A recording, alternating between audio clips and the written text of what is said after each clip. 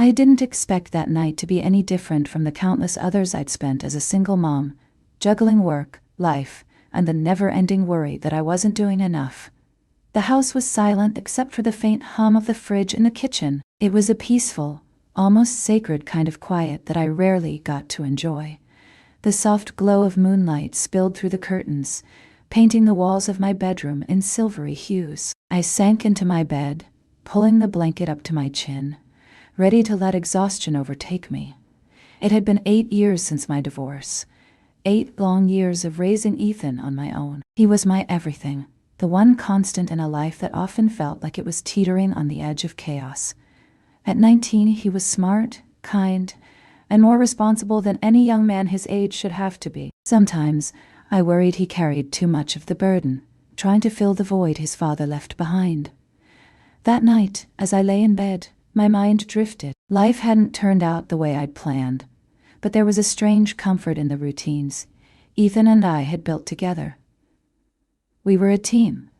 He understood me in ways I doubted anyone else ever could, and in return, I tried to be his rock, his constant. Still, I couldn't help but wonder if I'd failed him. His father's absence had left wounds I couldn't heal, no matter how hard I tried. A soft knock at my bedroom door pulled me from my thoughts. I sat up, groggy and confused, glancing at the clock. It was just past midnight. "Mom?" Ethan's voice was quiet, hesitant. "Ethan? What's wrong?" I called, my voice thick with sleep. The door creaked open and he stepped inside, his silhouette framed by the dim hallway light. He looked unsure, almost sheepish, as he stood at the foot of my bed. His dark hair was tousled, and his eyes carried a weight that made my heart ache. "I couldn't sleep," he said softly, avoiding my gaze. "Come here," I said, patting the space beside me. "You can stay with me tonight if you want." He hesitated for a moment, then nodded, climbing into bed. He lay on his side, facing me, and for the first time, I noticed how tired he looked. Not just physically, but in a way that went deeper. There was something in his eyes, a quiet vulnerability he rarely let show. "Do you want to talk about it?" I asked, keeping my voice gentle. He shook his head, his hair falling into his eyes. "No, I just wanted to be close to you." My heart softened. It had been years since Ethan had sought me out like this, needing comfort the way he did when he was little. I reached out, brushing his hair back from his forehead, and smiled softly. "That's okay," I whispered. "You can stay as long as you need." He smiled faintly, but there was something lingering in his gaze, something he wasn't ready to say. I didn't push him. Instead, I lay back, pulling the blanket up over both of us, and let the silence settle around us. For a while, we just lay there, the room wrapping us in its quiet embrace. Ethan's breathing began to slow, becoming deep and even, and I thought he'd fallen asleep. But then, in the softest voice, he spoke again. "Mom, do you ever miss him?" The question caught me off guard, but I didn't need to ask who he meant. I knew he was talking about his father. It was a question I'd been avoiding for a long time. When I wasn't sure how to answer, "I do sometimes," I admitted, my voice just as soft. "But things weren't good between us, Ethan." "You know that." He nodded, but his eyes stayed focused on me, waiting for more. "Now, do you ever think things could have been different?" I sighed, the weight of the past settling on my chest. "Maybe. But we can't change what happened. All we can do is move forward." Ethan looked down, his fingers playing with the edge of the blanket. "I guess I just wonder if I could have done something different, you know? If maybe I'd been better." His words hit me like a punch to the gut. I sat up, turning to face him fully. "Ethan, no. You didn't do anything wrong. None of this was your fault. But sometimes it feels like it is," he whispered, his voice barely audible. "Like if I'd just been better, maybe Dad wouldn't have left." Tears welled up in my eyes, and I reached out, pulling him into my arms. He resisted for a moment, then let himself relax into the embrace, burying his face in my shoulder. "Ethan, listen to me," I said. My voice trembling. I said, my voice trembling. "Your dad's leaving had nothing to do with you. He made his choices, and those choices were not your responsibility. You've always been more than enough, okay? You're my everything." He nodded against my shoulder, but I could feel the tension in his body. He had been carrying this weight for too long, and I hadn't realized just how deeply it had affected him. We stayed like that for a while, just holding each other. Slowly, I felt the tension begin to ease. Ethan's breathing became steadier, and after a few minutes, I could tell he was drifting off to sleep. I stayed awake, though, my mind racing with thoughts of the past and all the things we had been through together. But there was something else, too. Something I hadn't expected. As I held Ethan close, I felt a warmth spread through me. Not just the warmth of a mother's love for her son, but something deeper. Something deeper. Something both comforted and unsettled me at the same time. I tried to push it away, focusing instead on the steady rhythm of Ethan's breathing. But the feeling lingered, hovering just beneath the surface, waiting for me to acknowledge it. And as I lay there in the darkness, holding him close, I realized that things were changing between us. I wasn't sure if I was ready for what that meant, but I knew one thing for certain. This was just the beginning. The morning came far too quickly. Sunlight streamed through the curtains, painting soft golden patterns across the walls. For a moment, I forgot everything. The conversation, the emotions, the way Ethan had clung to me in the quiet hours of the night. But as I turned to see him still sleeping beside me, the weight of it all came rushing back. He looked peaceful, his face free of the tension that so often marked it lately. For years, I'd watched him carry burdens no one his age should have to bear, and I'd felt helpless, unable to shield him from the pain his father's absence had caused. Now, looking at him like this, I was filled with both relief and something I couldn't quite place. It was an ache, but not the maternal kind I was used to. I slipped out of bed quietly, careful not to wake him, and headed downstairs to make breakfast. The routine was grounding, comforting even. But my mind wouldn't stop replaying the way he had looked at me the night before, the way his voice had trembled when he asked if he was enough. The smell of pancakes filled the kitchen, and soon I heard the soft padding of his footsteps on the stairs. Ethan appeared in the doorway, his hair tousled and his expression still soft with sleep. "Morning, sleepyhead," I greeted him with a smile, sliding a plate onto the table. "Morning," he mumbled, sitting down and digging into his breakfast. For a while, we ate in comfortable silence, the kind that had always come easily between us. But I could feel his eyes on me now and then. And when I looked up, he didn't look away.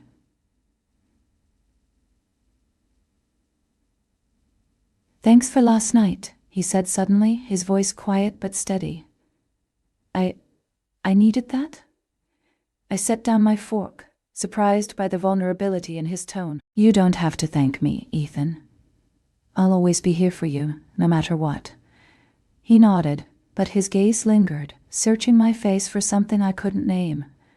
For a moment, I felt my breath catch in my throat. His eyes held a depth that unsettled me, and I had to look away.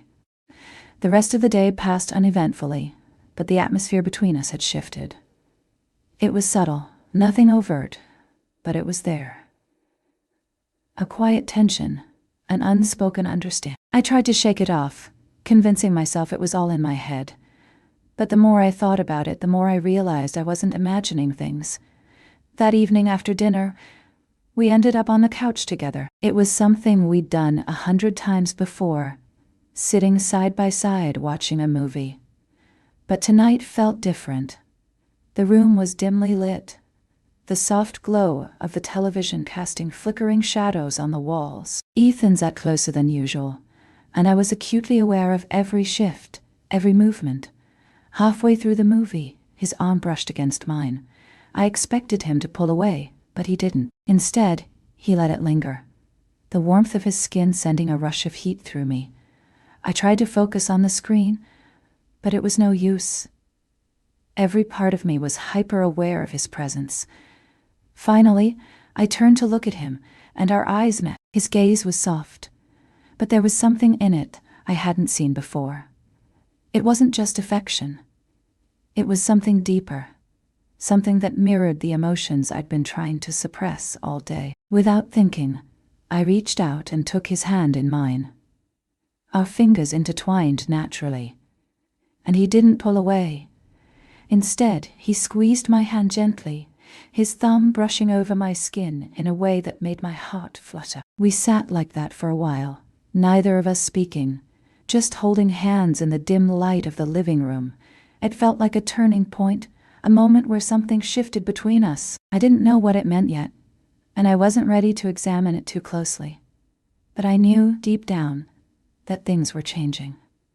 Later that night, as I lay in bed, I couldn't stop replaying the evening in my mind. The way his hand had felt in mine, the way his touch lingered. It was so small, so innocent on the surface, but it had meant everything. I told myself it was nothing, that I was reading too much into it. But the truth was, I couldn't stop thinking about him. The days that followed were a careful dance. Ethan and I moved around the house with a new awareness of each other. Our routine remained the same, but the air between us was charged with something unspoken. There was a warmth in the way we moved around each other, like an invisible tether pulling us closer. I tried to keep things normal, to push away the feelings that had started to stir within me. But I couldn't ignore what had happened.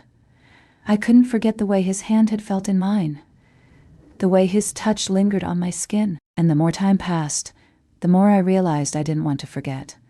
Ethan seemed to feel it too. I noticed how he would watch me when he thought I wasn't looking, how his eyes lingered a little longer, how he always seemed to find excuses to be close to me. One evening, as we were cleaning up after dinner, he reached for a plate at the same time I did.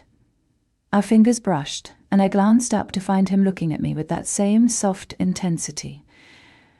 "You okay, Mom?" he asked, his voice low but filled with a tenderness that made my heart ache. "Yeah, I'm fine," I replied, smiling at him. "Just thinking." "About what?" He pressed, his eyes searching mine.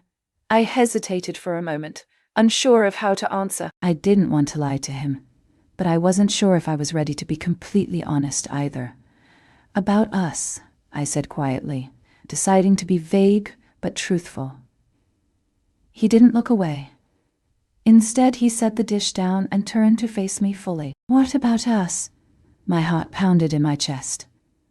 I hadn't meant for the conversation to go in this direction. But now that we were here, there was no turning back. "Don't know," I whispered. "It just feels like things have changed." Ethan stepped closer, his body just inches from mine now. For a moment, the only sound in the room was the steady rhythm of our breathing. He reached out, gently brushing a strand of hair behind my ear. His touch sent shivers down my spine. "They have changed," he said softly, his voice barely more than a whisper. "But that's not a bad thing, is it?" I looked up at him, my heart racing. The way he looked at me, with such tenderness, such care, it was overwhelming. My mind was spinning, but all I could think about was how close he was, how much I wanted to close the small distance between us. "I don't know," I said honestly. "I don't know what this is." Ethan's hand lingered by my face, his fingers lightly grazing my cheek. "I think it's just us," he whispered. "It's just you and me." And in that moment, I couldn't argue. It was just us. The night had grown quiet, the kind of silence that wraps around you and forces you to confront what you've been avoiding. After that moment in the kitchen, Ethan and I had retreated to opposite ends of the house, as though putting physical distance between us could undo the emotional proximity we'd just shared. But it didn't. If anything, it made it worse. I sat in my room, the lights dim, trying to make sense of what was happening. Every logical part of me screamed that this was wrong, that I needed to set boundaries, that I needed to protect him, from me, from this. But another part, quieter but insistent, whispered that this was different, that what we had, what we were becoming, wasn't something that could be neatly categorized as right or wrong. A soft knock on my door startled me out of my thoughts. My heart leapt into my throat as I sat up, unsure whether to answer. Before I could decide, the door creaked open and Ethan stepped inside. "Ethan," I said, my voice trembling. "It's late, I know," he said softly, closing the door behind him. I couldn't sleep." He stood there for a moment, as if waiting for permission. I wanted to tell him to leave, to go back to his room and pretend none of this was happening. But I couldn't. Instead, I patted the edge of the bed, and he walked over, sitting down beside me. We sat in silence for a moment, the air between us heavy with everything we weren't saying. Finally, he spoke. "Do you ever feel like we're the only two people in the world who understand each other?" he asked, his voice barely above a whisper. I hesitated, unsure how to respond. "Ethan, we've been through a lot together. Of course we have a special bond." "It's more than that," he said, turning to look at me. His eyes were filled with an emotion I couldn't quite name, but it made my chest tighten. "You're not just my mom. You're everything to me." His words hit me like a tidal wave, and for a moment I couldn't breathe. I wanted to tell him he was wrong, that he couldn't feel this way, that it wasn't fair to him, to the world we lived in. But the truth was, I wasn't sure I didn't feel the same. "Ethan," I began, my voice shaky, "I don't think you realize how complicated this is." "I know it's complicated," he said, his tone firm but gentle. "But I also know it's real, and I think you feel it too." Tears welled up in my eyes, and I looked away, unable to face him. "This isn't how things are supposed to be." "Who decides that?" he asked. "Who gets to say what's right or wrong for us?" I had no answer. All I knew was that the lines we'd been walking were no longer clear, and I didn't know how to find them again. Later that evening, we found ourselves in the living room again, the same dim light from the television, the same couch that had become our unspoken refuge. But this time, the tension was different. It wasn't just there, it was suffocating. Ethan sat closer than usual, his arm brushing against mine with every slight movement. I tried to focus on the movie, but it was impossible. My mind was racing, my heart pounding so loudly I was sure he could hear it. Finally, I turned to him, and our eyes met. The look on his face was one I'd never seen before. Soft, vulnerable, and filled with an intensity that took my breath away. "Ethan," I began. I didn't know how to finish the sentence. "Don't," he said quietly. "Don't tell me to stop, not if you don't mean it." His words sent a shiver down my spine, and I felt a tear slip down my cheek. "This is dangerous," I whispered. "Only if we let it be," he replied, reaching out to wipe the tear from my face. His hand lingered, his thumb brushing against my skin in a way that made my heart ache. Without thinking, I leaned into his touch, closing my eyes as the warmth of his hand spread through me. It was as if time had stopped, and all that existed was the space between us. "I don't know what this is," I said finally, my voice trembling. "But I'm scared, Ethan. I'm scared too," he admitted. "But I can't ignore this. I can't ignore you." And then before I could think, before I could stop myself, I closed the distance between us. My lips met his in a kiss that was hesitant at first, testing the waters, but quickly deepened as months of unspoken tension came rushing to the surface. It was everything and nothing I expected. It was soft and tender, yet filled with an urgency that left me breathless. It felt like a breaking point, a moment where everything changed. When we finally pulled apart, we were both shaking. I stared at him, my mind spinning with everything that had just happened. "We can't," I began. But he cut me off. "We already did," he said simply. "And I don't regret it." His words hung in the air, heavy with truth. I didn't regret it either, and that scared me more than anything. "I need time," I said, standing and walking toward the stairs. "I need to think." Ethan nodded. his expression unreadable. "I'll wait," he said softly. "As long as you need." As I climbed the stairs and closed the door to my room, I sank onto the bed, my heart pounding. What had we done? And more importantly, what were we going to do now? There was no going back, no undoing what had just happened. The line we'd crossed wasn't just blurred, it was gone.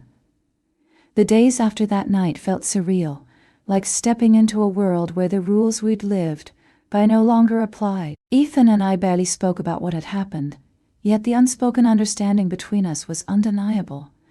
It lingered in the air, in the way he looked at me, in the way my heart raced whenever we were in the same room. At first, I tried to convince myself that it was a mistake, a lapse in judgment caused by the vulnerabilities we'd both been carrying. But the truth wouldn't leave me. It wasn't a mistake. It wasn't something I could forget or dismiss. And more terrifyingly, it wasn't something I wanted to. One morning, as I was making coffee in the kitchen, I heard Ethan coming down the stairs.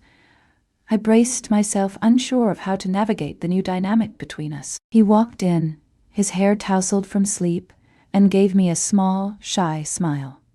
"Morning," he said softly. "Morning," I replied, keeping my tone light, though my chest felt tight. He poured himself a cup of coffee and leaned against the counter, watching me as I buttered toast. The silence between us wasn't uncomfortable, but it was charged, filled with the weight of everything we weren't saying. Finally, he broke the silence. "Are we okay?" The question hung in the air, and I set the knife down, turning to face him. "Ethan, I hesitated, searching for the right words. "I don't know what this is. I don't know what we're doing." "Neither do I," he admitted. "But I know it's real." His honesty caught me off guard, and I felt my defenses crumbling. I nodded slowly.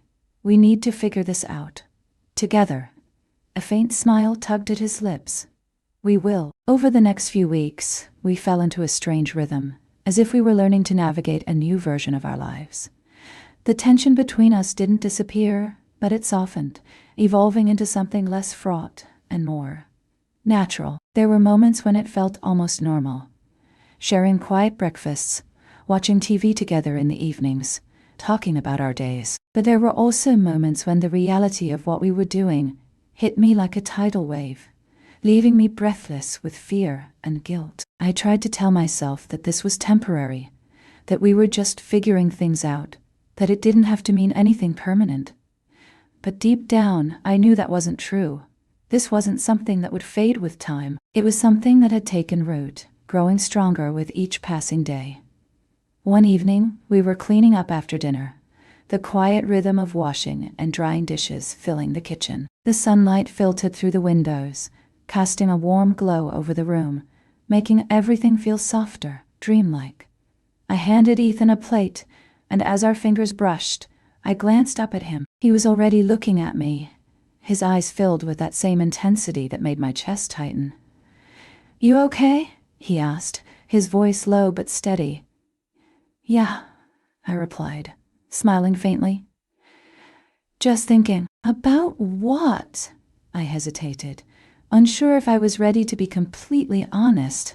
"About us."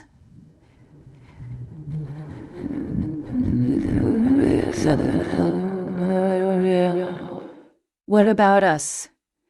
My heart pounded in my chest as I searched for the right words. "It just feels like things have changed." "They have," he said simply, stepping closer. His proximity made my breath hitch, but I didn't move away. "And that's not a bad thing." I looked up at him, my defenses slipping. "I'm scared, Ethan." "So am I," he admitted. "But I don't want to lose this. I don't want to lose you." His words broke something inside me, and I felt tears welling up in my eyes. "You're not going to lose me," I whispered. "I just don't know what this is." "It's us," he said softly. "It's always been us." That night, as I lay in bed, I replayed his words over and over in my mind. It's always been us.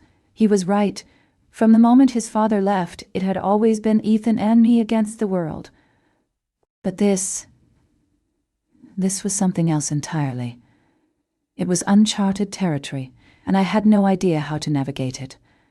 I told myself I needed time to figure things out, to sort through the whirlwind of emotions swirling inside me. But the truth was, I already knew. I knew how I felt, and I knew that nothing would ever be the same. In the weeks that followed, our connection deepened in ways I hadn't thought possible. It wasn't just about the physical moments. Those were few and fleeting, stolen glances and lingering touches. It was the way we moved around each other, the way we could communicate without words, the way he could make me laugh even when I felt like crying. We didn't talk about what we were, didn't try to define it. It didn't need labels. It just was. It flowed between us naturally, like an unspoken rhythm that only we could hear. But with each passing day, the weight of what we were doing grew heavier. I couldn't escape the voice in the back of my mind, reminding me of the boundaries we were crossing, the rules we were breaking. And yet, I couldn't bring myself to stop. I didn't want to. One rainy afternoon, the storm clouds thick in the sky, Ethan and I sat together in the living room. The fire crackled softly in the fireplace, and we were wrapped in a blanket, sharing the warmth. His head rested on my shoulder, and I absently ran my fingers through his hair. The sound of the rain tapping against the windows made the world outside feel distant, almost non-existent. In that moment, it was just us, cocooned in the quiet intimacy we'd built together. Ethan lifted his head slightly, turning to look at me. Our eyes met, and for a long moment we just stared at each other. The air between us was heavy, charged with emotions we didn't have the words to express. "I love you," he said finally, his voice low but filled with conviction. "Not just because you're my mom, but because of who you are. Everything about you." Tears welled up in my eyes as his words sank in. I'd known this was coming, had felt it in every glance, every touch, every unspoken moment between us. But hearing him say it out loud made it real in a way I wasn't prepared for. "I love you too," I whispered, my voice trembling. "But this is different." He nodded, his eyes searching mine. "I know, and I don't care, as long as I have you." For a moment, the world seemed to stop, and all I could hear was the steady rhythm of his breathing. I reached up, brushing my fingers along his cheek, feeling the warmth of his skin. "We'll figure this out," I said quietly. "Together." And in that moment, I knew we'd crossed a line we could never uncross. But I also knew that I couldn't imagine going back.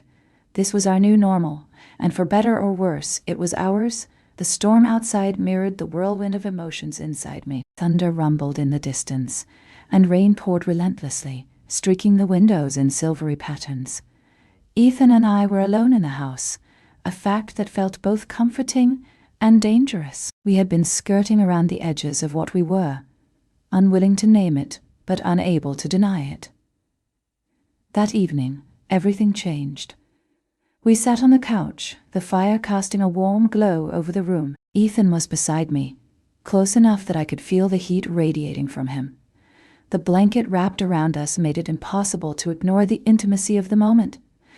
My heart raced, not from fear, but from the sheer intensity of what I was feeling. "Mom," he said quietly, breaking the silence. His voice was steady but tinged with hesitation. I turned to him, my breath catching at the way he was looking at me. Soft, vulnerable, and so full of emotion, it made my chest ache. "What is it, Ethan?" "I don't know how to say this," he admitted, his gaze dropping to his hands. "But I need you to know. I don't regret anything. Not a single moment." His words hit me like a wave, and I felt tears prick at the corners of my eyes. "Ethan, what we're doing, it's not something people will understand." "I don't care what people think," he said firmly, his eyes locking onto mine. "This isn't about them. It's about us." He shook my head, struggling to find the words to explain the conflict raging inside me. "I don't even know what use means anymore." "It means I love you," he said, his voice trembling. Not just as my mom, but as the person who's always been there for me. The person who knows me better than anyone else ever could. The tears spilled over then, and I reached for him instinctively, my hand brushing against his cheek. "I love you too, Ethan," I whispered. "But this is so much more complicated than you realize." "Then let's figure it out," he said, leaning into my touch. "Together. I don't care how hard it is. I can't lose you." His words broke something inside me, and before I could think, before I could stop myself, I leaned forward, closing the distance between us. Our lips met in a kiss that was soft at first, almost tentative, but quickly deepened. It was as though everything we'd been holding back came rushing to the surface all at once. The kiss was unlike anything I'd ever experienced, tender yet filled with an urgency that left me breathless. His hands moved to my face, holding me gently, as though I might slip away. And for the first time, I didn't feel afraid. I felt alive. When we finally pulled apart, we were both trembling, our breaths coming in ragged gasps. Ethan's eyes searched mine, looking for reassurance, for understanding. "We can't go back," I said softly, my voice shaking. "This changes everything." "I don't want to go back," he replied. "I don't want to pretend this isn't real." Neither did I, and that terrified me more than anything. The rest of the evening passed in a blur of quiet conversation and stolen touches. We didn't talk about what the future held or what this new chapter in our relationship would mean. There were no answers to those questions, and neither of us was ready to confront them. All that mattered was the present, the warmth of the fire, the sound of the rain, and the connection we shared. At some point, we moved to the back porch, wrapping ourselves in the blanket as we watched the storm rage around us. The cool air was refreshing, a stark contrast to the heat that had been building between us all night. Ethan reached for my hand, lacing his fingers with mine, and I let him. It felt natural, like this was where we were always meant to be. "I don't know what's going to happen," I admitted, my voice barely more than a whisper. "But I'm scared, Ethan." "I'm scared too," he said, squeezing my hand. "But I know one thing, I'm not letting go of this, of us." His conviction was unshakable, and for the first time, I felt a sense of peace wash over me. Whatever challenges lay ahead, I knew we would face them together. As the days turned into weeks, our bond deepened in ways I hadn't thought possible. It wasn't just about the stolen moments or the lingering touches. It was about the unspoken understanding between us. The way we moved through the world as though we were two halves of the same whole. But the fear of discovery never truly left me. Every time someone called or stopped by, I felt a jolt of panic, as though our secret might be exposed. And yet, I couldn't bring myself to regret a single thing. What Ethan and I had wasn't conventional, but it was ours. And that was enough. One evening, as we sat together on the couch, Ethan turned to me, his expression serious. "Mom," he began, his voice steady, "I don't want you to worry about what people might think. As long as we have each other, we'll be okay." His words brought tears to my eyes, and I nodded, reaching for his hand. "I hope you're right," I said softly, "because I don't know what I'd do without you." "You won't ever have to find out," he promised, his voice filled with quiet determination. And in that moment, I believed him.